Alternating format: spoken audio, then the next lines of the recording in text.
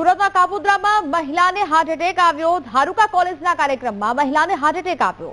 મહિલા અચાનક બેભાન થઈને ઢળી પડ્યા। સારવાર માટે લઈ જતા ડોક્ટરે મહિલાને મૃત જાહેર કર્યા। સમગ્ર ઘટના સીસીટીવી કેમેરામાં કેદ થઈ છે। મહિલાને અચાનક આ હાર્ટ એટેક આવ્યો હોય તેવા દ્રશ્યો સીસીટીવીમાં કેદ થયા છે। સંવાદદાતા ધ્રુવ ફોન લાઈન પર જોડાયા છે। ધ્રુવ, કાપોદ્રામાં મહિલાને હાર્ટ એટેક આવ્યાના સીસીટીવી સામે આવ્યા છે, શું વિગત? બિલકુલ, મૂળ અમદાવાદની 24 વર્ષીય મહિલા જીલ સુરેશભાઈ ઠક્કર, જે સુરતમાં આવેલી ધારુકા કોલેજ આવી છે, તેમાં એક કોઈ કાર્યક્રમ હતો અને એ કાર્યક્રમ પર સ્ટેજ પર તેઓ ઉભા હતા। અચાનક જ આ જે 24 વર્ષીય મહિલા છે જીલ ઠક્કર, તે અચાનક સ્ટેજ પરથી સ્પીચ આપતા ઢળી બેભાન થઈ ચૂકી હતી અને ઢળી પડી હતી। આ દ્રશ્ય જોતા જ સૌ કોઈ આશ્ચર્યચકિત થઈ ચૂક્યા હતા, દોડાદોડી થઈ ચૂકી હતી અને તાત્કાલિક જે છે તે જીલને નજીકની જે હોસ્પિટલ છે ત્યાં તેને સારવાર માટે ખસેડવામાં આવી હતી।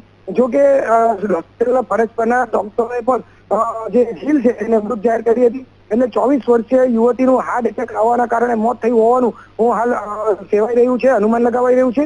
આ મહિલા જે રીતે ઢળી પડી તેને ઘટના સીસીટીવીમાં કેદ થઈ ગઈ હતી ને આ સીસીટીવી પણ સામે આવ્યા છે। ત્યારે જે રીતે નાની ઉંમરમાં આ હાર્ટ એટેક આવવાના કિસ્સાઓ વધી રહ્યા છે, તેમાં એક જે મૃત્યુ પાછળ કિસ્સો સામે આવ્યો છે, એ અનેક પ્રશ્નો જે છે તે યુવાઓના હેલ્થને લઈને ઉભા કરી રહ્યા છે। બિલકુલ ધ્રુવ, જાણકારી બદલ આભાર।